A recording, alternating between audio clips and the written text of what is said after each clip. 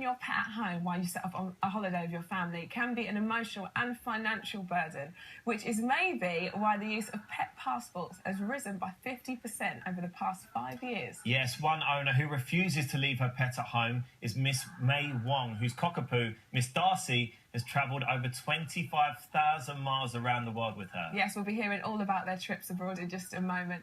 But how do you get a passport issued for your pet, and what do you need to know about taking your pet on holiday before you do? Yes, vet Paul Mantelow joins us now with everything you need to know along with May and Miss Darcy. Welcome, guys. Morning. Morning.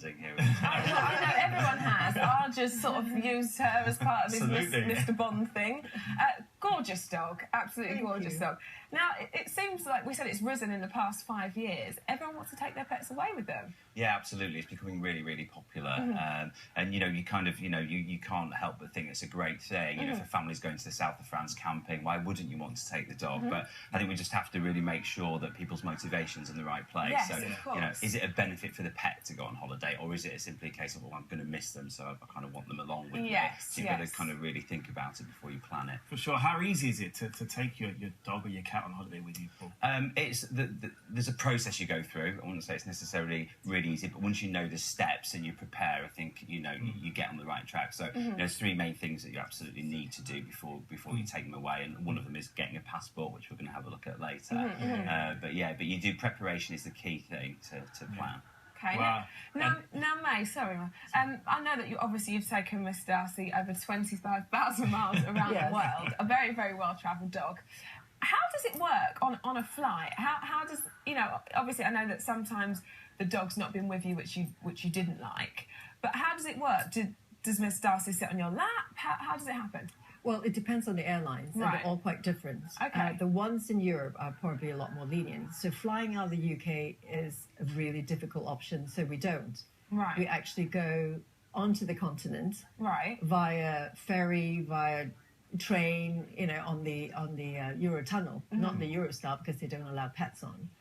Okay. So we get onto the continent, and then we either take the trains to wherever we need to go, because it's dog friendly on all the trains, or sometimes, in some instances, like we flew to Malta on the plane from Dusseldorf. Wow. So when you want it to happen, it can happen. Yeah, and can you tell us some of the places that she's been on holiday with you? Oh, we've been to Malta, we've been to New York. So how did New York work? Because that's like an 8-hour flight. New York was different. Just because I didn't know better, I put her in the hold. She went in the hold. It wasn't just an 7-hour flight, because I had to check her in 4 hours before. And then on the other end, I had to then get her from cargo, go to customs. It was a really long process. She was really stressed out after that. And I thought to myself, I didn't want to put her in hold ever again. So then we took the Queen Mary back. So we thought that was... Okay, so you extended your trip somewhat. By 8 days. How long did that take on the Queen Mary from New York? 8 days. 8 days. 8 days, wow. Yeah. Goodness me. Yeah. She's definitely sport with love, isn't she, Miss Darcy? Paul, what advice have you got to anyone watching that may be thinking that they want to, as the same as Miss Darcy, take their dog abroad with them? Yeah, so as we've just heard there from May, actually, it can be very stressful for pets. So you need to get them, prepared for it. Don't just think, I'm going to take a flight next week and the dog's going to be fine, or the cat's going to be fine. They won't be. You need to prepare them. So there's lots of behavioural stuff you can do, desensitising them to the crates they might be travelling in, and getting used to some of the sounds. But that's a long kind of preparation before you actually get them to travel. But the key thing is you have to get the basics in place. So you have to get the passport, you have to have the microchip. And it literally is a passport. It is. Yeah, look, there it is, look. Can we have a look? Yeah, have a little sneaky. So this passport gives details of things like microchip numbers, which identifies the animal, but also rabies vaccination, which you have to travel. So how do you go about getting one of these? Is it as hard as, because I've got a passport for my daughter before. Is it the same? Oh, look! So brilliant. You have to get it through your vet. It's official vets that are allowed to issue them. So even if your vet isn't able to, they'll be able to direct you in the right place. But yeah, it must all be stamped, sealed, and you've got a time period that you have to do it before you travel as well. So make sure you're fully prepared, because every country you travel to is actually different on the requirements. Okay. What do you say are the benefits of taking your pet abroad?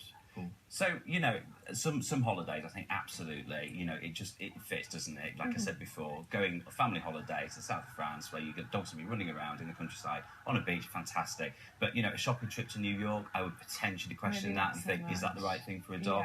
Yeah. And one thing as well, I don't necessarily think cats travel very well. Really? Yeah, and also taking them out of their home environment. If it's for a long period of time, then maybe it's worth it. But for these short trips, I would say probably cats. I wouldn't recommend it at all, to be honest. Okay. Have you had any bad experiences yourself, May? Well, we've been near calls, you know, when we went to Malta and they said dogs under 10 kilograms can get on the plane. And she's under 10.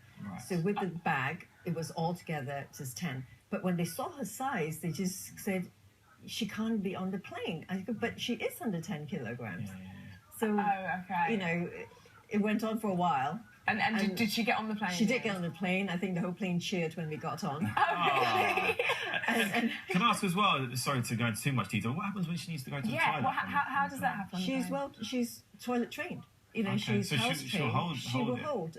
Well, for an 8-hour flight to New York? Easily, because if you think about it, in the evening when I take her up for the last time about 10, and she doesn't get up next morning till about 8 when we go out. So she can. She's totally capable of holding. And does the jet lag rule apply to dogs? No. They sleep whenever they want to sleep. She gets a nice sleep. Is she going to wake you up like my daughter does if I take her away? We've had lots of comments here. First one's from Claire. Here's a picture of our dog Ronnie canoeing along the Clain River in France. The pet passport has been a saviour for us.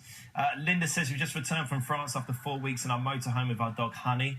This picture shows her waiting for Bovril on toast for her breakfast. Nice.